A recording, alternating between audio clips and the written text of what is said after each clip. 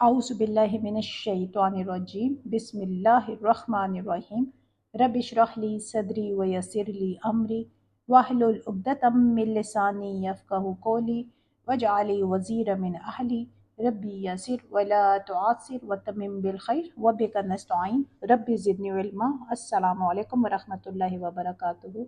आज इंशाअल्लाह हम पारा 19 की ट्रांसलेशन करेंगे। बिस्मिल्लाहिर्रहमानिर्रहीम। जो लोग हमारे हजूर पेश होने का अंदेशा नहीं रखते, वो कहते हैं क्यों न फरिश्ते हमारे पास भेजे जाएं या फिर हम अपने रब को देखें। बड़ा घमंड ले बैठे ये अपने नफ्स में और हद से गुजर गई अपनी सरकशी में। जिस रोज़ ये फरिश्तों को देखेंगे वो मुजरमों के लिए किसी बशारत का दिन ना होगा।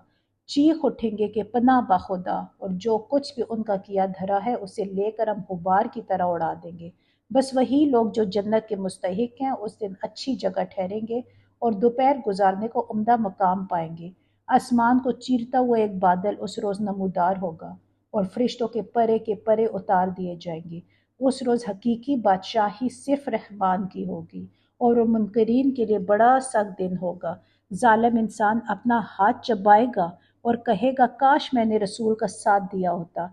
हाय मेरी कमबख्ती, काश मैंने फलां शख्स को दोस्त ना बनाया होता। उसके बहकाने में आकर मैंने वो नसीहत ना मानी जो मेरे पास आई थी। शैतान इंसान के हक में बड़ा ही बेवफा निकला और रसूल कहेगा कि ऐ मेरे रब, मेरी कौम के लोगों ने इस कुरान को निशाने तज़हीक बना लिया था। ऐ मोहम्मद सल्लल्लाहु अलैहि वसल्लम, हमने तो इसी तरह मुजरिम को हर नबी का दुश्मन बनाया है और तुम्हारे लिए तुम्हारा रब ही रहनुमाई और मदद को काफ़ी है। मुनकरीन कहते हैं इस शख्स पर सारा कुरान एक ही वक्त में क्यों न उतारा गया। हाँ, ऐसा इसलिए किया गया है कि उसको अच्छी तरह हम तुम्हारे ज़हन नशीन करते रहें, और इसी गर्ज के लिए हमने उसको एक ख़ास तरतीब के साथ अलग अलग अज्जा की शक्ल दी है। और इसमें यह मसलहत भी है कि जब कभी वो तुम्हारे सामने कोई निराली बात या अजीब सवाल लेकर आए, उसका ठीक जवाब बर वक्त हमने तुम्हें दे दिया और बेहतरीन तरीके से बात खोल दी। जो लोग ऊंधे मुंह जहन्नम की तरफ धकेले जाने वाले हैं, उनका मौक़िफ़ बहुत बुरा और उनकी राह हद दर्जे गलत है। हमने मूसा अलैहिस्सलाम को किताब दी और उसके साथ उसके भाई हारून अलैहिस्सलाम को मददगार के तौर पर लगाया और उनसे कहा कि जाओ उस कौम की तरफ जिसने हमारी आयत को झुठला दिया है। आखिरकार उन लोगों को हमने तबाह करके रख दिया। यही हाल कौम नूह का हुआ, और जब उन्होंने रसूलों की तकज़ीब की हमने उनको गर्क कर दिया और दुनिया भर के लोगों के लिए एक निशान इबरत बना दिया, और उन जालिमों के लिए एक दर्दनाक अजाब हमने मुहैया कर रखा है। इसी तरह आद और समूद और असहाबुर रस और बीच के सदियों के बहुत से लोग तबाह किए गए। इनमें से हर एक को हमने पहले तबाह होने वालों की मिसालें दे दे कर समझाया और आखिरकार हर एक को गारत कर दिया। और उस बस्ती पर तो इनका गुजर हो चुका है जिस पर बदतरीन बारिश बरसाई गई थी। क्या उन्होंने इसका हाल देखा ना होगा? मगर ये मौत के बाद दूसरी जिंदगी की तवक्को ही नहीं रखते। ये लोग जब तुम्हें देखते हैं तो तुम्हारा मजाक बना लेते हैं। कहते हैं क्या ये शख्स है जिसे खुदा ने रसूल बनाकर भेजा है? उसने तो हमें गुमराह करके अपने माबूदों से बरगज़श्ता ही कर दिया होता अगर हम उनकी अकीदत पर जम न गए होते। अच्छा, वो वक्त दूर नहीं है जब अजाब देखकर उन्हें खुद मालूम हो जाएगा कि कौन गुमराही में दूर निकल गया था। कभी तुमने उस शख्स के हाल पर गौर किया है जिसने अपनी ख्वाहिश नफ्स को अपना खुदा बना लिया हो? क्या तुम ऐसे शख्स को राह रास्त पर लाने का जिम्मा ले सकते हो? क्या तुम समझते हो कि उनमें से अक्सर लोग सुनते और समझते हैं? ये तो जानवरों की तरह हैं, बल्कि उनसे भी गए गुजरे। तुमने देखा नहीं कि तुम्हारा रब किस तरह साया फैला देता है? अगर वो चाहता तो उसे दायमी साया बना देता। हमने सूरज को उस पर दलील बनाया, फिर जैसे जैसे सूरज उठता जाता है हम उस साए को रफ्ता रफ्ता अपनी तरफ समेटते चले जाते हैं।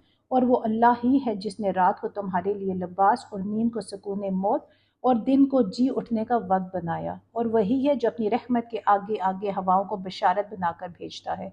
फिर आसमान से पाक पानी नाजिल करता है ताकि एक मुर्दा इलाके को उसके ज़रिए से ज़िंदगी बख्शे और अपनी मखलूक में से बहुत से जानवर और इंसानों को सैराब करे। उस करिश्मे को हम बार बार उनके सामने लाते हैं ताकि वो कुछ सबक लें, मगर अक्सर लोग कुफर और नाशुक्री के सिवा कोई दूसरा रवैया इख्तियार करने से इनकार कर देते हैं। اگر ہم چاہتے تو ایک ایک بستی میں ایک ایک نذیر اٹھا کھڑا کرتے، پس اے نبی صلی اللہ علیہ وآلہ وسلم کافروں کی بات ہرگز نہ مانو اور اس قرآن کو لے کر ان کے ساتھ جہاد کبیر کرو، اور وہی ہے جس نے دو سمندروں کو ملا رکھا ہے، ایک لذیذ و شیریں دوسرا تلخ و شور، اور دونوں کے درمیان ایک پردہ حائل ہے، ایک رکاوٹ ہے جو انہیں گڈمڈ ہونے سے روکے ہوئے ہے، اور وہی ہے جس نے پانی سے ایک بشر پیدا کیا، پھر اس نے نسب اور سسرال کے دو الگ سلسلے چلائے، تیرا رب بڑا ہی قدرت والا ہے۔ اس خدا کو چھوڑ کر لوگ ان کو پوج رہے ہیں جو نہ ان کو نفع پہنچا سکتے ہیں نہ نقصان، اور اوپر سے مزید یہ کہ کافر اپنے رب کے مقابلے میں ہر باقی کا مددگار بنا ہوا ہے۔ اے محمد صلی اللہ علیہ وآلہ وسلم، تم کو تو ہم نے بس ایک مبشر اور نذیر بنا کر بھیجا ہے، ان سے کہہ دو کہ میں اس کام پر تم سے کوئی اجرت نہیں مانگتا، میری اجرت بس یہی ہے کہ جس کا جی چاہے وہ اپنے رب کا راستہ اختیار کر لے۔ اے محمد، اس خدا پر بھروسہ رکھو جو زندہ ہے اور کبھی مرنے والا نہیں، اس کی حمد کے ساتھ اس کی تسبیح کرو اور اپنے بندوں کے گناہوں سے بس اسی کا باخبر ہونا کافی ہے۔ وہ جس نے 6 دنوں میں زمین اور آسمانوں کو اور ان ساری چیزوں کو بنا کر رکھ دیا جو آسمان اور زمین کے درمیان ہے، پھر آپ ہی کائنات کے تخت سلطنت عرش پر جلوہ فرما ہوا، رحمان اس کی شان بس کسی جاننے والے سے پوچھو۔ ان لوگوں سے جب کہا جاتا ہے کہ اس رحمان کو سجدہ کرو تو کہتے ہیں رحمان کیا ہوتا ہے؟ کیا بس جسے تو کہہ دے اسی کو ہم سجدہ کرتے پھرے؟ یہ دعوت ان کی نفرت میں الٹا اور اضافہ کر دیتی ہے۔ بڑا متبرک ہے وہ جس نے آسمان میں برج بنائے اور اس میں ایک چراغ اور ایک چمکتا چاند روشن کیا، وہی ہے جس نے رات اور دن کو ایک دوسرے کا جانشین بنایا۔ ہر اس شخص کے لیے جو سبق لینا چاہیے شکر گزار ہونا چاہیے۔ رحمان کے اصلی بندے وہ ہیں جو زمین پر نرم چال چلتے ہیں، اور جاہل ان کے منہ آئے تو کہہ دیتے ہیں کہ تم کو سلام، جو اپنے رب کے حضور سجدے اور قیام راتیں گزارتے ہیں، جو دعائیں کرتے ہیں کہ اے ہمارے رب جہنم کے عذاب سے ہم کو بچا لے، اس کا عذاب تو جان کا لاگو ہے، یہ تو بڑا ہی برا مستقر اور مقام ہے۔ جو خرچ کرتے ہیں تو نہ فضول خرچی کرتے ہیں نہ بخل، بلکہ ان کا خرچ دونوں انتہاؤں کے درمیان اعتدال پر قائم رہتا ہے۔ جو اللہ کے سوا کسی اور معبود کو نہیں پکارتے، اللہ کی حرام کی ہوئی کسی جان کو نہ حق ہلاک نہیں کرتے اور نہ زنا کے مرتکب ہوتے ہیں۔ یہ کام جو کوئی کرے وہ اپنے گناہ کا بدلہ پائے گا، قیامت کے روز اس کو مقرر عذاب دیا جائے گا اور اسی میں وہ ہمیشہ ذلت کے ساتھ پڑا رہے گا، الا یہ کہ کوئی ان گناہوں کے بعد توبہ کر چکا ہو اور ایمان لا کر عمل صالح کرنے لگا ہو۔ ایسے لوگوں کی برائیوں کو اللہ بھلائیوں سے بدل دے گا، اور وہ بڑا غفور الرحیم ہے۔ جو شخص توبہ کر کے نیک عمل اختیار کرتا ہے وہ تو اللہ کی طرف پلٹ آتا ہے جیسا کہ پلٹنے کا حق ہے، اور رحمان کے بندے وہ ہیں جو جھوٹ کے گواہ نہیں بنتے، اور کسی لغو چیز پر ان کا گزر ہو جائے تو شریف آدمیوں کی طرح گزر جاتے ہیں، جنہیں اگر ان کے رب کی آیات سنا کر نصیحت کی جاتی ہے تو وہ اس پر اندھے اور بہرے بن کر نہیں رہ جاتے، جو دعائیں مانگا کرتے ہیں کہ اے ہمارے رب ہمیں اپنی بیویوں اور اپنی اولاد سے آنکھوں کی ٹھنڈک دے اور ہم کو پرہیزگاروں کا امام بنا۔ یہ ہیں وہ لوگ جو اپنے صبر کا پھل منزل بلند کی شکل میں پائیں گے، آداب و تسلیمات سے ان کا استقبال ہوگا، وہ ہمیشہ ہمیشہ وہاں رہیں گے۔ کیا ہی اچھا ہے وہ مستقر اور وہ مقام۔ اے محمد صلی اللہ علیہ وآلہ وسلم، لوگوں سے کہو میرے رب کو تمہاری کیا حاجت پڑی ہے؟ اگر تم اس کو نہ پکارو، اب کہ تم نے جھٹلا دیا ہے، عنقریب وہ سزا پاؤ گے کہ جان چھڑانی محال ہو جائے گی۔ الحمدللہ، یہاں سورہ فرقان کمپلیٹ ہو گئی۔ اب انشاءاللہ ہم آج شعراء کا آغاز کریں گے۔ ابن عباس رضی اللہ تعالیٰ عنہ کا بیان ہے کہ پہلے سورہ طٰہٰ نازل ہوئی، پھر واقعہ اور اس کے بعد الشعراء۔ سورہ طٰہٰ کے متعلق یہ معلوم ہے کہ وہ حضرت عمر رضی اللہ تعالیٰ عنہ کے قبول اسلام سے پہلے نازل ہو چکی تھی۔ اس سورہ کا پس منظر یہ ہے کہ کفار مکہ نبی اکرم صلی اللہ علیہ وآلہ وسلم کو انتہا درجے کا تنگ کرنا انہوں نے شروع کر دیا تھا، اور طرح طرح کی انہیں تکلیف دیتے تھے۔ کبھی کہتے کہ ہمیں کوئی نشانی تو دکھائی نہیں کہ ہم کیسے یقین کر رہے ہیں کہ تم نبی ہو، کبھی وہ آپ کو شاعر کہہ دیتے، کبھی کچھ اور الگ الگ تانے انہیں دیتے رہتے، اور نبی اکرم صلی اللہ علیہ وآلہ وسلم ان لوگوں کو معقول دلائل کے ساتھ ان کے عقائد کی غلطی اور توحید کی صداقت سمجھانے کی کوشش کرتے کرتے تھک جاتے تھے، مگر وہ اپنی ہٹ درمی کی نت نئی صورتیں اختیار کرتے نہ تھکتے تھے۔ یہی چیز حضرت صلی اللہ علیہ وآلہ وسلم کے لیے سہانی روح بنی ہوئی تھی، اور اس غم میں آپ صلی اللہ علیہ وآلہ وسلم کی جان گھلی جاتی تھی۔ پھر ایسے حالات میں یہ سورہ نازل ہوئی، اور کلام کا آغاز اس طرح ہوتا ہے کہ تم ان کے پیچھے اپنی جان کیوں گھلاتے ہو؟ ان کی ایمان نہ لانے کی وجہ یہ نہیں ہے کہ انہوں نے کوئی نشانی نہیں دیکھی، بلکہ اس کی وجہ یہ ہے کہ ہر دھرم ہے، سمجھانے سے نہیں ماننا چاہتے، کسی ایسی نشانی کے طالب ہیں جو زبردستی ان کی گردنیں جھکا دے، اور وہ نشانی اپنے وقت پر جب آ جائے گی تو انہیں خود معلوم ہو جائے گا کہ جو بات انہیں سمجھائی جا رہی تھی وہ کیسی برحق تھی۔ اس تمہید کے بعد 10ویں رکوع تک جو مسلسل ایک مضمون بیان ہوا ہے وہ یہ ہے کہ طالب حق لوگوں کے لیے تو اللہ کی زمین میں ہر طرف نشانیاں ہی نشانیاں پھیلی ہوئی ہیں جنہیں دیکھ کر وہ حقیقت کو پہچان سکتے ہیں، لیکن یہ جو ہر درم لوگ ہیں کبھی کسی چیز کو دیکھ کر بھی ایمان نہیں لائے، نہ آفاقی نشانیاں دیکھ کر اور نہ انبیاء علیہ السلام کے معجزات دیکھ کر۔ وہ تو ہمیشہ اس وقت تک اپنی ضلالت پر جمے رہے جب تک خدا کے عذاب نے آ کر ان کو گرفت میں نہیں لے لیا۔ اسی مناسبت سے تاریخ کی 7 قوموں کے حالات یہاں پیش کیے گئے جنہوں نے اسی ہر درمی سے کام لیا تھا جس سے کفار مکہ کام لے رہے تھے، اور اس تاریخی بیان کے ضمن میں چند باتیں ذہن نشین کرائی گئی ہیں۔ اول یہ کہ نشانیاں 2 طرح کی ہیں۔ ایک قسم کی نشانیاں وہ ہیں جو خدا کی زمین پر ہر طرف پھیلی ہوئی ہیں، جنہیں دیکھ کر ہر صاحب عقل آدمی تحقیق کر سکتا ہے کہ نبی جس چیز کی طرف بلا رہا ہے وہ حق ہے یا نہیں۔ دوسری قسم کی نشانیاں وہ ہیں جو فرعون اور اس کی قوم نے دیکھی، قوم نوح نے دیکھی، عاد نے اور سمود نے دیکھی، قوم لوط اور اصحاب الایکہ نے دیکھی۔ اب یہ فیصلہ کرنا خود کفار کا اپنا کام ہے کہ وہ کس قسم کی نشانی دیکھنا چاہتے ہیں۔ دوسرا یہ کہ ہر زمانے میں کفار کی ذہنیت ایک ہی سی رہی ہے، ان کی حجتیں ایک ہی طرح کی تھیں، ان کے اعتراضات بھی ایک جیسے تھے، ایمان نہ لانے کے لیے الگ الگ ہیلے بہانے کرتے تھے، آخرکار ان کا انجام بھی ایک ہی جیسا رہا۔ اس کے برعکس ہر زمانے میں انبیاء علیہ السلام کی تعلیم ایک ہی تھی، ان کی سیرت و اخلاق کا رنگ ایک تھا، اپنے مخالفوں کے مقابلے میں ان کی دلیل اور حجت کا انداز ایک تھا، اور ان سب کے ساتھ اللہ کی رحمت کا معاملہ بھی ایک تھا۔ یہ دونوں نمونے تاریخ میں موجود ہیں، کفار خود دیکھ سکتے ہیں کہ ان کی اپنی تصویر کس نمونے سے ملتی ہے اور محمد صلی اللہ علیہ وآلہ وسلم کی ذات میں کس نمونے کی علامات پائی جاتی ہیں۔ تیسری بات جو بار بار دہرائی گئی ہے وہ یہ ہے کہ خدا زبردست، قادر و توانا بھی ہے اور رحیم بھی ہے، تاریخ میں اس کی قہر کی مثالیں بھی موجود ہیں اور رحمت کی بھی۔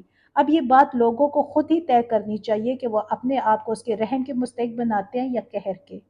آخری رکوع میں اس بحث کو سمیٹتے ہوئے یہ کہا گیا ہے کہ تم لوگ اگر نشانیاں ہی دیکھنا چاہتے ہو تو آخر وہ خوفناک نشانیاں دیکھنے پر کیوں اصرار کرتے ہو جو تباہ شدہ قوموں نے دیکھی ہیں؟ اس قرآن کو دیکھو جو تمہاری اپنی زبان میں ہے، محمد صلی اللہ علیہ وآلہ وسلم کو دیکھو، ان کے ساتھیوں کو دیکھو، کیا یہ کلام کسی شیطان یا جن کا کلام ہو سکتا ہے؟ کیا اس کلام کا پیش کرنے والا تمہیں کاہن نظر آتا ہے؟ کیا محمد صلی اللہ علیہ وآلہ وسلم اور ان کے صحابہ تمہیں ویسے ہی نظر آتے ہیں جیسے شاعر؟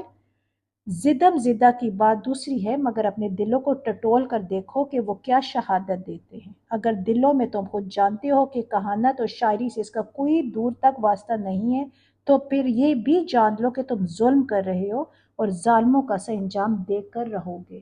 اب انشاءاللہ ہم سورہ کا آغاز کرتے ہیں۔ طاسیم، یہ کتاب مبین کی آیات ہے۔ اے محمد صلی اللہ علیہ وآلہ وسلم، شاید تم اس غم میں اپنی جان کھو دو گے کہ یہ لوگ ایمان نہیں لاتے۔ ہم چاہیں تو آسمان سے ایسی نشانی نازل کر سکتے ہیں کہ ان کی گردنیں اس کے آگے جھک جائیں۔ ان لوگوں کے پاس رحمان کی طرف سے جو نئی نصیحت بھی آتی ہے یہ اس سے منہ موڑ لیتے ہیں۔ اب کہ یہ جھٹلا چکے ہیں، عنقریب ان کو اس چیز کی حقیقت مختلف طریقوں سے معلوم ہو جائے گی جس کا یہ مذاق اڑاتے رہے ہیں۔ اور کیا انہوں نے کبھی زمین پر نگاہ نہیں ڈالی کہ ہم نے کتنی کثیر مقدار میں ہر طرح کی عمدہ نباتات اس میں پیدا کی ہیں؟ یقیناً اس میں ایک نشانی ہے، مگر ان میں سے اکثر ماننے والے نہیں ہیں، اور حقیقت یہ ہے کہ تیرا رب زبردست بھی ہے اور رحیم بھی۔ انہیں اس وقت کا قصہ سناؤ جبکہ تمہارے رب نے موسیٰ علیہ السلام کو پکارا، ظالم لوگ کے پاس جا، فرعون کی قوم کے پاس، کیا وہ نہیں ڈرتے؟ اس نے عرض کیا، میرے رب مجھے خوف ہے کہ وہ مجھ کو جھٹلا دیں گے، میرا سینہ گھٹتا ہے اور میری زبان نہیں چلتی۔ آپ ہارون علیہ السلام کی طرف رسالت بھیجے اور مجھ پر ان کے ہاں ایک جرم کا الزام بھی ہے، اس لیے میں ڈرتا ہوں کہ وہ مجھے قتل کر دیں گے۔ فرمایا، ہرگز نہیں، تم دونوں جاؤ ہماری نشانیاں لے کر، ہم تمہارے ساتھ سب کچھ سنتے رہیں گے۔ فرعون کے پاس جاؤ اور اسے کہو، ہم کو رب العالمین نے اس لیے بھیجا ہے کہ تو بنی اسرائیل کو ہمارے ساتھ جانے دے۔ फिरौन ने कहा, क्या हमने तुझको अपने यहाँ बच्चा सा नहीं पाला था? तूने अपनी उम्र के कई साल हमारे यहाँ गुजारे और उसके बाद कर गया जो कुछ के कर गया। तू बड़ा एहसान फरामोश आदमी है। मूसा ने कहा, उस वक्त वो काम मैंने नादानस्तगी में कर दिया था। फिर मैं तुम्हारे खौफ से भाग गया। उसके बाद मेरे रब ने मुझको हुक्म अता किया और मुझे रसूलों में शामिल फरमा लिया। रहा तेरा एहसान जो तूने मुझ पर जिताया है, तो इसकी हकीकत ये है कि तूने बनी इसराइल को गुलाम बना लिया था। फिरौन ने कहा, और ये रब्बुल आलमीन क्या होता है? मूसा अलैहिस्सलाम ने जवाब दिया, आसमान और ज़मीन का रब और उन सब चीज़ों का रब जो आसमान और ज़मीन के दरमियान है, अगर तुम ईमान लाने वाले हो। फिरौन ने अपने गिरदोपेश के लोगों से कहा, सुनते हो? मूसा अलैहिस्सलाम ने कहा, तुम्हारा रब भी और तुम्हारे उन आबाओ अजदाद का रब भी जो गुजर चुके हैं। फिरौन ने हाजरीन से कहा, तुम्हारे ये रसूल साहब जो तुम्हारी तरफ भेजे गए हैं बिल्कुल ही पागल मालूम होते हैं।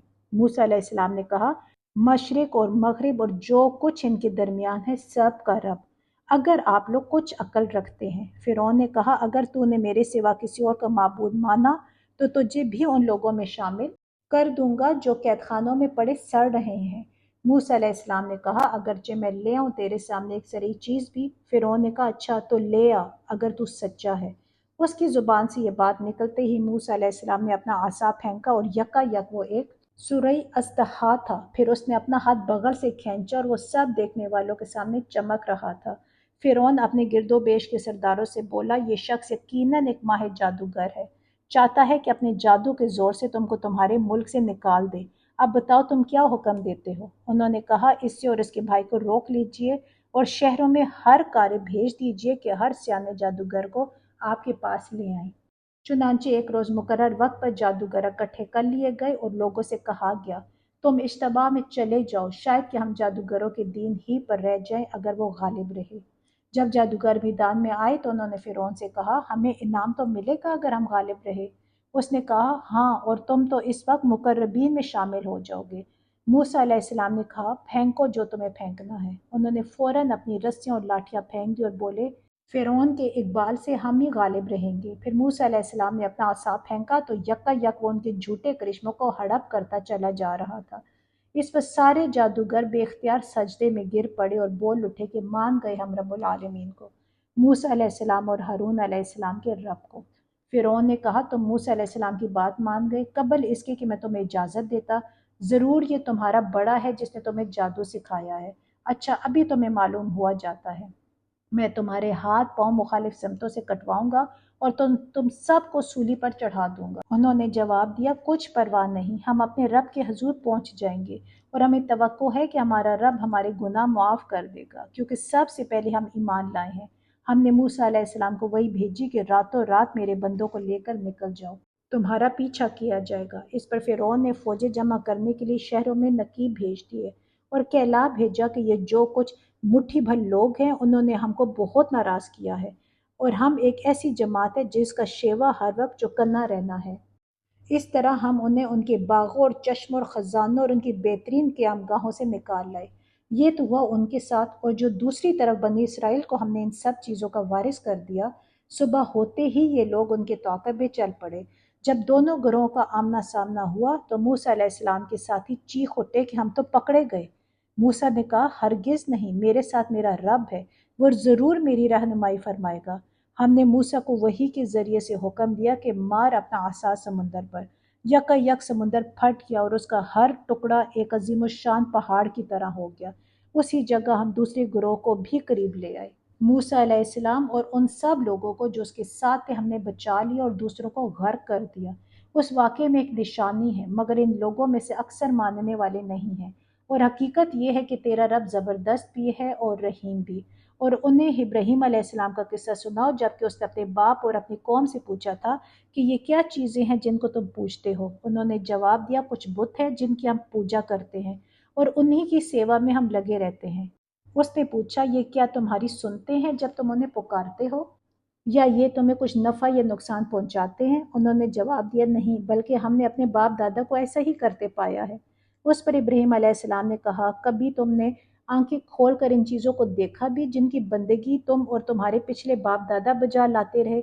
मेरे तो ये सब दुश्मन हैं, बजिस एक रब्बुल आलमीन के जिसने مجھے پیدا کیا، پھر وہی میری رہنمائی فرماتا ہے، جو مجھے کھلاتا ہے اور پلاتا ہے، اور جب بیمار ہو جاتا ہوں تو وہی مجھے شفا دیتا ہے، جو مجھے موت دے گا اور پھر دوبارہ مجھ کو زندگی بخشے گا، اور جس سے میں امید رکھتا ہوں کہ روز جزا میں وہ میری خطا معاف فرما دے گا۔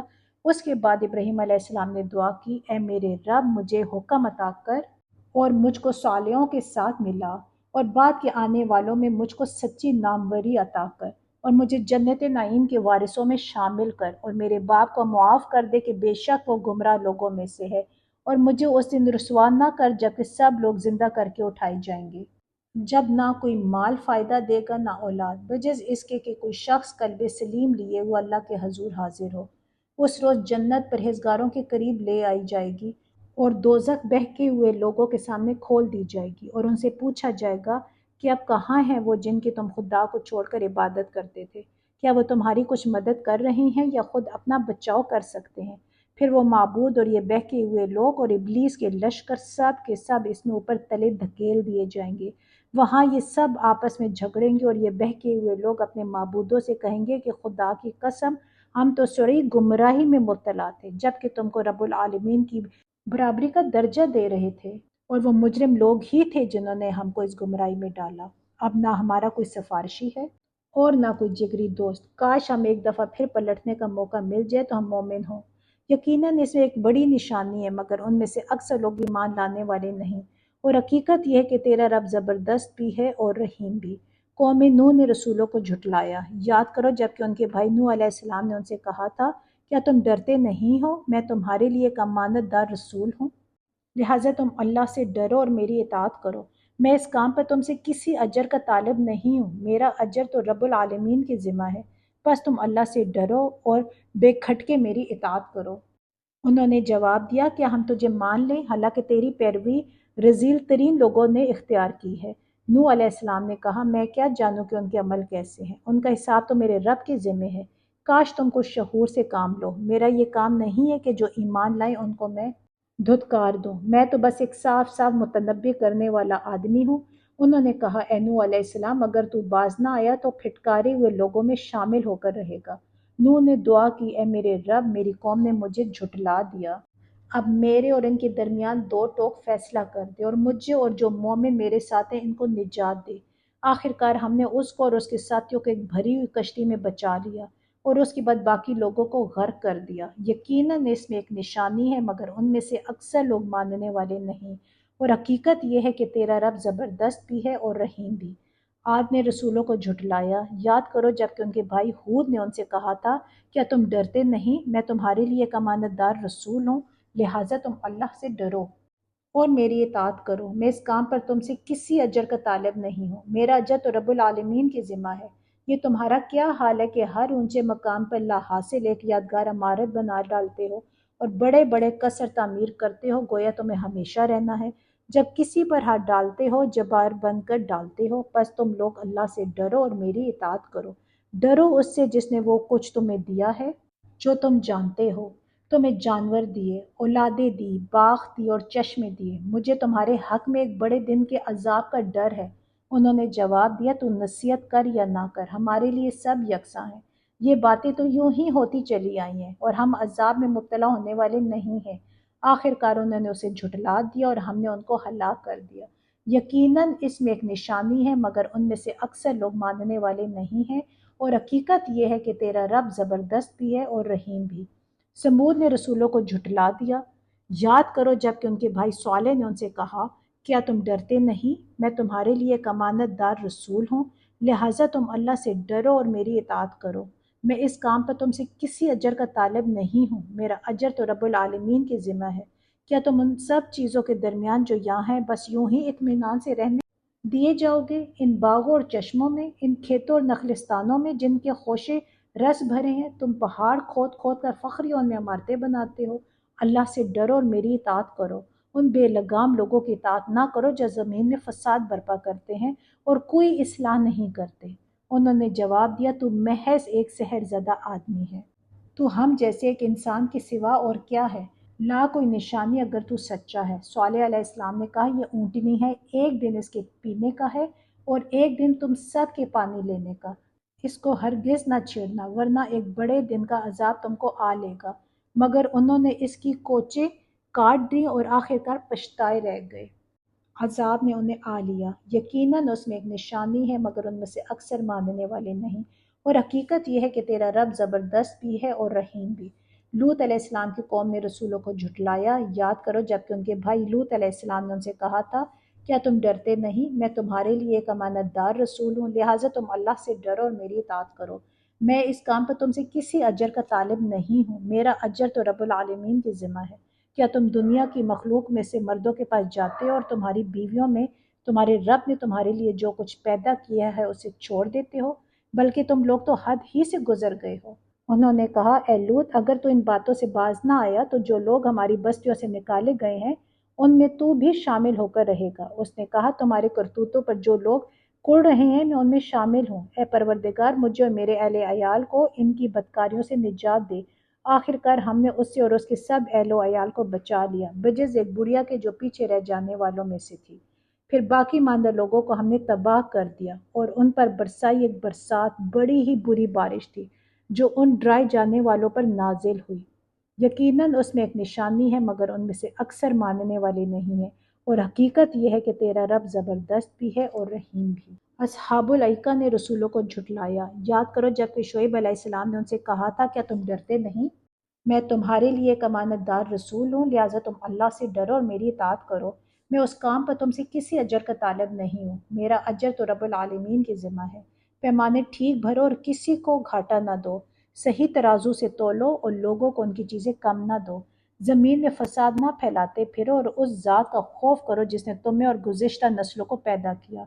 انہوں نے کہا، تو محض ایک سحر زدہ آدمی ہے اور تو کچھ نہیں مگر ایک انسان ہم ہی جیسا، اور ہم تو تجھے بالکل جھوٹا سمجھتے ہیں۔ اگر تو سچا ہے تو ہم پر آسمان کا کوئی ٹکڑا گرا دے۔ شعیب علیہ السلام نے کہا، میرا رب جانتا ہے جو کچھ تم کر رہے ہو۔ انہوں نے اسے جھٹلا دیا، آخرکار چھتری والے دن کا عذاب ان پر آ گیا۔ وہ بڑے ہی خوفناک دن کا عذاب تھا۔ یقیناً اس میں ایک نشانی ہے مگر ان میں سے اکثر ماننے والے نہیں، اور حقیقت یہ ہے کہ تیرا رب زبردست بھی ہے اور رحیم بھی۔ یہ رب العالمین کی نازل کردہ چیز ہے، اسے لے کر تیرے دل پر امانت دار روح اتری ہے تاکہ تو ان لوگوں میں شامل ہو جو خدا کی طرف سے خلق خدا کو متنبع کرنے والے ہیں، صاف صاف عربی زبان میں، اور اگلے لوگوں کی کتابوں میں بھی یہ موجود ہے۔ کیا ان اہل مکہ کے لیے یہ کوئی نشانی نہیں ہے کہ اسے علماء بنی اسرائیل جانتے ہیں؟ لیکن ان کی ہٹ درمی کا حال تو یہ ہے کہ اگر ہم اسے کسی اجمی پر بھی نازل کر دیتے اور یہ فصیح عربی کلام وہ ان کو پڑھ کر سناتا تب بھی یہ مان کر نہ دیتے۔ اسی طرح ہم نے اس ذکر کو مجرموں کے دلوں میں گزارا ہے، وہ اس پر ایمان نہیں لاتے جب تک کہ عذاب علیم نہ دیکھ لیں۔ پھر جب وہ بے خبری میں ان پر آ پڑتا ہے اس وقت وہ کہتے ہیں کہ کیا اب ہمیں کچھ مہلت مل سکتی ہے؟ تو کیا یہ لوگ ہمارے عذاب کے لیے جلدی مچا رہے ہیں؟ تم نے کچھ غور کیا؟ اگر ہم انہیں برسوں تک عیش کرنے کی مہلت بھی دے دیں اور پھر وہی چیز ان پر آ جائے جس سے انہیں ڈرایا جا رہا ہے تو وہ سامان زیست جو ان کو ملا ہوا ہے ان کے کس کام آئے گا؟ دیکھو، ہم نے کبھی کسی بستی کو اس کے بغیر ہلاک نہیں کیا کہ اس کے لیے خبردار کرنے والے حق نصیحت ادا کرنے کو موجود تھے اور ہم ظالم نہ تھے۔ اس کتاب مبین کو شیاطین لے کر نہیں اترے ہیں، نہ یہ کام ان کو سجدہ ہے اور نہ وہ ایسا کر ہی سکتے ہیں، وہ تو اس کی سماعت تک سے دور رکھے گئے ہیں۔ پس اے محمد صلی اللہ علیہ وآلہ وسلم، اللہ کے ساتھ کسی دوسرے معبود کو نہ پکارو ورنہ تم بھی سزا پانے والوں میں شامل ہو جاؤ گے۔ اپنے قریب ترین رشتہ داروں کو ڈراؤ اور ایمان لانے والوں میں سے جو لوگ تمہاری پیروی اختیار کریں ان کے ساتھ تواضع سے پیش آؤ، لیکن اگر وہ تمہاری نافرمانی کریں تو ان سے کہہ دو کہ جو کچھ تم کرتے ہو اس سے میں بری الذمہ ہوں، اور اس زبردست اور رحیم پر توکل کرو جو تمہیں اس وقت دیکھ رہا ہوتا ہے جب تم اٹھتے ہو، اور سجدہ گزار لوگوں میں تمہاری نقل و حرکت پر نگاہ رکھتا ہے، وہ سب کو سننے اور جاننے والا ہے۔ لوگوں، کیا میں تمہیں بتاؤں کہ شیاطین کس پر اترا کرتے ہیں؟ وہ ہر جال ساز بدکار پر اترا کرتے ہیں، سنی سنائی باتیں کانوں میں پھونکتے ہیں اور ان میں سے اکثر جھوٹے ہوتے ہیں۔ رہے شعراء تو ان کے پیچھے بہکے ہوئے لوگ چلا کرتے ہیں، کیا تم دیکھتے نہیں ہو کہ وہ ہر وادی میں بھٹکتے ہیں اور ایسی باتیں کہتے ہیں جو کرتے نہیں ہیں، بجز ان لوگوں کے جو ایمان لائے اور جنہوں نے نیک عمل کیے اور اللہ کو کثرت سے یاد کیا، اور جب ان پر ظلم کیا گیا تو صرف بدلہ لے لیا، اور ظلم کرنے والوں کو عنقریب معلوم ہو جائے گا کہ وہ کس انجام سے دوچار ہوتے ہیں۔ الحمدللہ، یہاں ہماری سورہ شعراء کمپلیٹ ہو گئی۔ اب انشاءاللہ سورہ نمل پڑھیں گے۔ یہ سورہ بھی مکی ہے۔ یہ سورت 2 خطبوں پر مشتمل ہے۔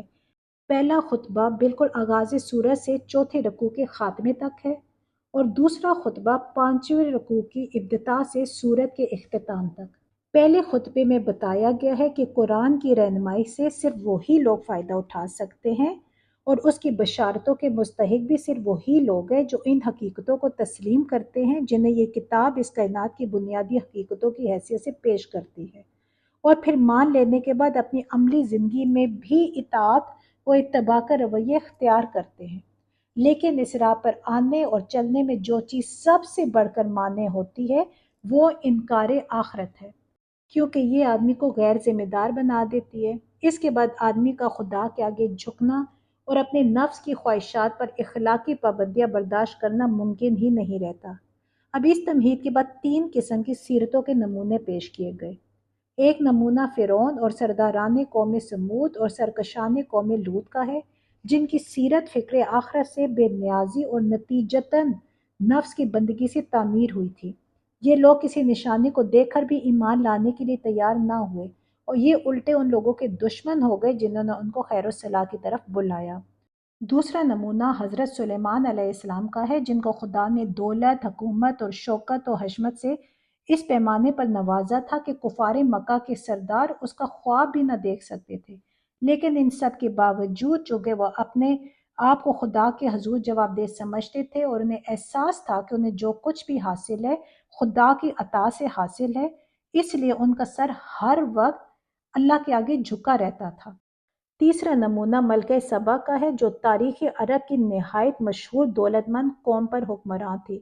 اس کے پاس تمام وہ اسباب جمع تھے جو کسی انسان کو غرور نفس میں مبتلا کر سکتے ہیں۔ جن چیزوں کے بل پر کوئی انسان گھمنڈ کر سکتا ہے وہ سرداران قریش کی بنسبت لاکھوں درجے زیادہ اسے حاصل تھی۔ پھر وہ ایک مشرک قوم سے تعلق رکھتی تھی۔ تقلید آبائی کی بنا پر بھی اور اپنی قوم میں اپنی سرداری برقرار رکھنے کی خاطر بھی اس کے لیے دین شرک کو چھوڑ کر دین توحید اختیار کرنا اس سے بہت زیادہ مشکل تھا جتنا کسی عام مشرک کے لیے ہو سکتا ہے۔ لیکن جب اس پر حق واضح ہو گیا تو کوئی چیز اسے قبول حق سے نہ روک سکی، کیونکہ اس کی گمراہی محض ایک مشرک ماحول میں آنکھیں کھولنے کی وجہ سے تھی۔ نفس کی بندگی اور خواہشات کی غلامی کا مرض اس پر مسلط نہ تھا، خدا کے حضور جواب دہی کے احساس سے اس کا ضمیر فارغ نہ تھا۔ دوسرے خطبے میں سب سے پہلے کائنات کے چند نمایاں ترین مشہور حقائق کی طرف اشارے کر کے کفار مکہ سے پے در پے سوال کیا گیا کہ بتاؤ، یہ حقائق اس شرک کی شہادت دے رہے ہیں جس میں تم مبتلا ہو، یا اس توحید پر گواہ ہیں جس کی دعوت اس قرآن میں تمہیں دی جا رہی ہے۔ اس کے بعد کفار کے اصل مرض پر انگلی رکھ دی گئی کہ جس چیز نے ان کو اندھا بنا رکھا ہے، جس کی وجہ سے وہ سب کچھ دیکھ کر بھی کچھ نہیں دیکھتے اور سب کچھ سن کر بھی کچھ نہیں سنتے، وہ دراصل آخرت کا انکار ہے۔ اسی چیز نے ان کے لیے زندگی کے کسی مسئلے میں بھی کوئی سنجیدگی باقی نہیں چھوڑی، کیونکہ جب ان کے نزدیک آخرکار سب کچھ مٹی ہو جانا ہے اور حیات دنیا کی ساری تگ و دو کا حاصل کچھ بھی نہیں ہے، تو آدمی کے لیے پھر حق اور باطل سب یکساں ہیں۔ اس کے لیے اس سوال میں سرے سے کوئی اہمیت ہی نہیں رہتی کہ اس کا نظام حیات راستی پر قائم ہے یا ناراستی میں۔ لیکن اس بیت سے یہ مقصود نہیں ہے کہ جب یہ لوگ غفلت میں مگن ہیں تو انہیں دعوت دینا بیکار ہے، بلکہ دراصل اس سے مقصود سونے والوں کو جھنجھوڑ کر جگانا ہے۔ اسی لیے 6 اور 7ویں رکوع میں پے در پے وہ باتیں ارشاد ہوئی ہیں جو لوگوں میں آخرت کا احساس بیدار کریں، اس سے غفلت برتنے کے نتائج پر متنبہ کریں اور انہیں اس کی آمد کا اس طرح یقین دلائیں جس طرح ایک آدمی اپنی آنکھوں دیکھی بات کا اس شخص کو یقین دلاتا ہے جس نے اسے نہیں دیکھا ہے۔ پھر اس خاتمے کلام میں قرآن کی اصل دعوت یعنی خدائے واحد کی بندگی کی دعوت نہایت مختصر مگر انتہائی مؤثر انداز میں پیش کر کے لوگوں کو خبردار کیا گیا ہے کہ اسے قبول کرنا تمہارے اپنے لیے نافع اور اسے رد کرنا تمہارے اپنے لیے نقصان دہ ہے۔ اسے ماننے کے لیے اگر خدا کی وہ نشانیاں دیکھنے کا انتظار کرو گے جن کے سامنے آ جانے کے بعد مانے بغیر چارہ نہ رہ جائے گا، تو یاد رکھو کہ وہ فیصلے کا وقت ہوگا، اس وقت ماننے سے کچھ حاصل نہ ہوگا۔ اب سورہ کی ٹرانسلیشن شروع کرتے ہیں۔ اعوذ باللہ من الشیطان الرجیم، بسم اللہ الرحمن الرحیم۔ تواسین، یہ آیات ہیں قرآن اور کتاب مبین کی، ہدایت اور بشارت ان ایمان لانے والوں کے لیے جو نماز قائم کرتے ہیں اور زکوٰۃ دیتے ہیں، اور پھر وہ ایسے لوگ ہیں جو آخرت پر پورا یقین رکھتے ہیں۔ حقیقت یہ ہے کہ جو لوگ آخرت کو نہیں مانتے ان کے لیے ہم نے ان کے کرتوتوں کو خوشنما بنا دیا ہے، اس لیے وہ بھٹکتے پھرتے ہیں۔ یہ وہ لوگ ہیں جن کے لیے بری سزا ہے، اور آخرت میں یہی سب سے زیادہ خسارے میں رہنے والے ہیں۔ اور اے محمد صلی اللہ علیہ وآلہ وسلم، بلا شبہ تم یہ قرآن ایک حکیم و علیم ہستی کی طرف پا رہے ہو۔ انہیں اس وقت کا قصہ سنا جب موسیٰ علیہ السلام نے اپنے گھر والوں سے کہا کہ مجھے ایک آگ سی نظر آئی ہے، میں ابھی یا تو وہاں سے کوئی خبر لے کے آتا ہوں یا کوئی انگارہ چن لاتا ہوں تاکہ تم لوگ گرم ہو سکو۔ وہاں جو پہنچا تو ندا آئی کہ مبارک ہے وہ جو اس آگ میں ہے اور جو اس کے ماحول میں ہے، پاک ہے اللہ سب جہاں والوں کا پروردگار۔ اے موسیٰ، یہ میں ہوں اللہ زبردست اور دانا، اور پھینک تو ذرا اپنی لاٹھی۔ جو ہی کہ موسیٰ علیہ السلام نے دیکھا لاٹھی سام کی طرف بل کھا رہی ہے تو پیٹھ پھیر کر بھاگا اور پیچھے مڑ کر بھی نہ دیکھا۔ اے موسیٰ، ڈرو نہیں، میرے حضور رسول ڈرا نہیں کرتے، الا یہ کہ کسی نے قصور کیا ہو، پھر اگر برائی کے بعد اس نے بھلائی سے اپنے فعل کو بدل لیا تو میں معاف کرنے والا مہربان ہوں۔ اور ذرا اپنا ہاتھ اپنے گریبان میں تو ڈالو، چمکتا ہوا نکلے گا بغیر کسی تکلیف کے۔ یہ 2 نشانیاں 9 نشانیوں میں سے ہیں فرعون اور اس کی قوم کی طرف لے جانے کے لیے۔ وہ بڑے بدکار لوگ ہیں، مگر جب ہماری کھلی کھلی نشانیاں ان لوگوں کے سامنے آئیں تو انہوں نے کہا کہ یہ تو کھلا جادو ہے۔ انہوں نے سراسر ظلم اور غرور کی راہ سے ان نشانیوں کا انکار کیا، حالانکہ دل ان کے قائل ہو چکے تھے۔ اب دیکھ لو کہ ان مفسدوں کا انجام کیسا ہوا۔ دوسری طرف ہم نے داؤد علیہ السلام اور سلیمان علیہ السلام کو علم عطا کیا، اور انہوں نے کہا کہ شکر ہے اس خدا کا جس نے ہم کو اپنے بہت سے مومن بندوں پر فضیلت عطا کی۔ اور داؤد علیہ السلام کا وارث سلیمان ہوا، اور اس نے کہا لوگوں، ہمیں پرندوں کی بولیاں سکھائی گئی ہیں اور ہمیں ہر طرح کی چیزیں دی گئی ہیں، بے شک یہ اللہ کا نمایاں فضل ہے۔ سلیمان علیہ السلام کے لیے جن اور انسانوں اور پرندوں کے لشکر جمع کیے گئے تھے اور وہ پورے ضبط میں رکھے جاتے تھے۔ ایک مرتبہ وہ ان کے ساتھ کوچ کر رہا تھا، یہاں تک کہ جب یہ سب چونٹیوں کی وادیوں میں جا پہنچے تو ایک چونٹی نے کہا، اے چونٹیوں، اپنے بلوں میں گھس جاؤ، کہیں ایسا نہ ہو کہ سلیمان اور اس کے لشکر تمہیں کچل ڈالے اور انہیں خبر بھی نہ ہو۔ سلیمان علیہ السلام اس کی بات پر مسکراتے ہوئے ہنس پڑا اور بولا، اے میرے رب، مجھے قابو میں رکھ، میں تیرے اس احسان کا شکر ادا کرتا رہوں جو تو نے مجھ پر اور میرے والدین پر کیا ہے، اور ایسا عمل صالح کرو جو تجھے پسند آئے، اور اپنی رحمت سے مجھ کو اپنے صالح بندوں میں داخل کر۔ ایک اور موقع پر سلیمان علیہ السلام نے پرندوں کا جائزہ لیا اور کہا، کیا بات ہے کہ میں فلاں ہدہد کو نہیں دیکھ رہا ہوں، کیا وہ کہیں غائب ہو گیا ہے؟ میں اسے سخت سزا دوں گا یا ذبح کر دوں گا، ورنہ اسے میرے سامنے معقول وجہ پیش کرنی ہوگی۔ کچھ زیادہ دیر نہ گزری تھی کہ اس نے آ کر کہا، میں نے وہ معلومات حاصل کی ہیں جو آپ کے علم میں نہیں ہیں۔ میں سبا کے متعلق یقینی اطلاع لے کر آیا ہوں۔ میں نے وہاں ایک عورت دیکھی جو اس قوم کی حکمراں ہے، اس کو ہر طرح کا سر و سامان بخشا گیا ہے اور اس کا تخت بڑا عظیم الشان ہے۔ میں نے دیکھا کہ وہ اور اس کی قوم اللہ کی بجائے سورج کے آگے سجدہ کرتی ہے۔ شیطان نے ان کے اعمال ان کے لیے خوشنما بنا دیے اور انہیں شاہراہ سے روک دیا۔ اس وجہ سے وہ یہ سیدھا راستہ نہیں پاتے کہ اس خدا کو سجدہ کریں جو آسمان اور زمین کی پوشیدہ چیزیں نکالتا ہے اور وہ سب کچھ جانتا ہے جسے تم لوگ چھپاتے اور ظاہر کرتے ہو، اللہ کے جس کے سوا کوئی مستحق عبادت نہیں جو عرش عظیم کا مالک ہے۔ سلیمان علیہ السلام نے کہا، ابھی ہم دیکھ لیتے ہیں کہ تو نے سچ کہا ہے یا تو جھوٹ بولنے والوں میں سے ہے۔ میرا یہ خط لے جا اور اسے ان لوگوں کی طرف ڈال دے، پھر الگ ہٹ کر دیکھ کہ وہ کیا رد عمل ظاہر کرتے ہیں۔ ملکہ بولی، اے اہل دربار، میری طرف ایک بڑا اہم خط پھینکا گیا ہے۔ وہ سلیمان علیہ السلام کی جانب سے ہے اور اللہ رحمان اور رحیم کے نام سے شروع کیا گیا ہے۔ مضمون یہ ہے کہ میرے مقابلے میں سرکشی نہ کرو اور مسلم ہو کر میرے پاس حاضر ہو جاؤ۔ خط سنا کر ملکہ نے کہا، اے سرداران قوم، میرے اس معاملے میں مجھے مشورہ دو، میں کسی معاملے کا فیصلہ تمہارے بغیر نہیں کرتی ہوں۔ انہوں نے جواب دیا، ہم طاقتور اور لڑنے والے لوگ ہیں، آگے فیصلہ آپ کے ہاتھ میں ہے، آپ خود دیکھ لیں کہ آپ کا کیا حکم دینا ہے۔ ملکہ نے کہا کہ بادشاہ جب کسی ملک میں گھس آتے ہیں تو اسے خراب اور اس کی عزت والوں کو ذلیل کر دیتے ہیں، یہی کچھ وہ کیا کرتے ہیں۔ میں ان لوگوں کی طرف ایک ہدیہ بھیجتی ہوں، پھر دیکھتی ہوں کہ میرے ایلچی کیا جواب لے کر پلٹتے ہیں۔ جب وہ ملکہ کا سفیر سلیمان علیہ السلام کے ہاں پہنچا تو اس نے کہا کیا تم لوگ مال سے میری مدد کرنا چاہتے ہو؟ جو کچھ خدا نے مجھے دے رکھا ہے وہ اس سے بہت زیادہ ہے جو تمہیں دیا ہے۔ تمہارا ہدیہ تم ہی کو مبارک رہے۔ اے سفیر، واپس جا اپنے بھیجنے والوں کی طرف۔ ہم ان پر ایسے لشکر لے کر آئیں گے جن کا مقابلہ وہ نہ کر سکیں گے، اور ہم انہیں ایسی ذلت کے ساتھ وہاں سے نکالیں گے کہ وہ خوار ہو کر رہ جائیں گے۔ سلیمان علیہ السلام نے کہا، اے اہل دربار، تم میں سے کون اس کا تخت میرے پاس لاتا ہے قبل اس کے کہ وہ لوگ مطیع ہو کر میرے پاس حاضر ہوں؟ جنوں میں سے ایک کوی ہیکل نے عرض کیا، میں اسے حاضر کر دوں گا قبل اس کے کہ آپ اپنی جگہ سے اٹھیں۔ میں اس کی طاقت رکھتا ہوں اور امانت دار ہوں۔ جس شخص کے پاس کتاب کا ایک علم تھا وہ بولا، میں آپ کی پلک جھپکنے سے پہلے اسے لائی دیتا ہوں۔ جو ہی کہ سلیمان علیہ السلام نے وہ تخت اپنے پاس رکھا ہوا دیکھا، وہ پکار اٹھا، یہ میرے رب کا فضل ہے تاکہ وہ مجھے آزمائے کہ میں شکر کرتا ہوں یا کافر نعمت بن جاتا ہوں۔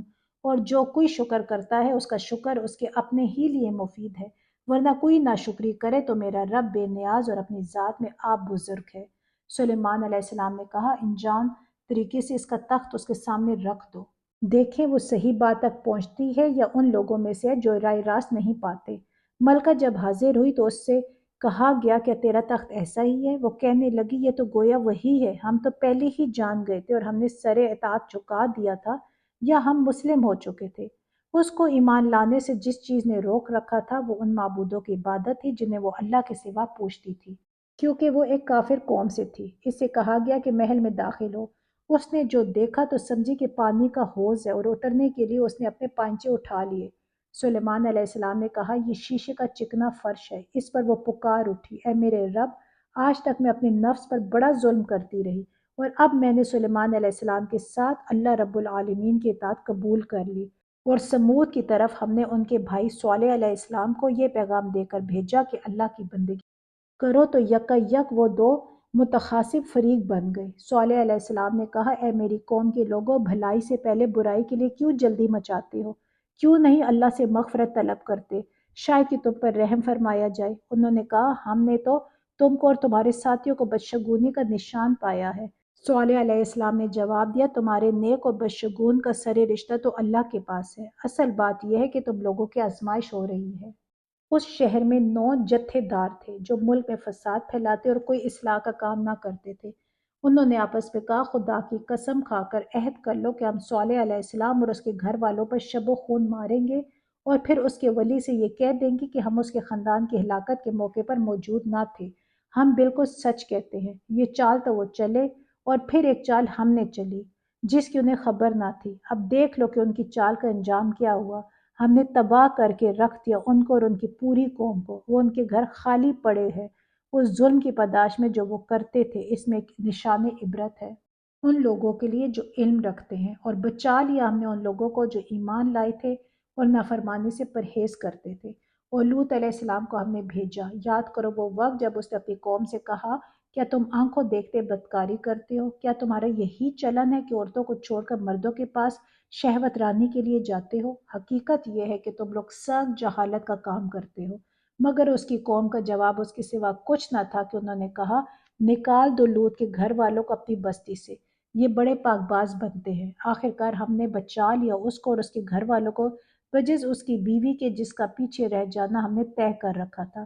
اور برسائی ان لوگوں پر ایک برسات، بہت ہی بری برسات تھی، وہ ان لوگوں کے حق میں جو متنبع کیے جا چکے تھے۔ اے نبی صلی اللہ علیہ وآلہ وسلم، کہو حمد اللہ کے لیے اور سلام اس کے ان بندوں پر جنہیں اس نے برگزیدہ کیا۔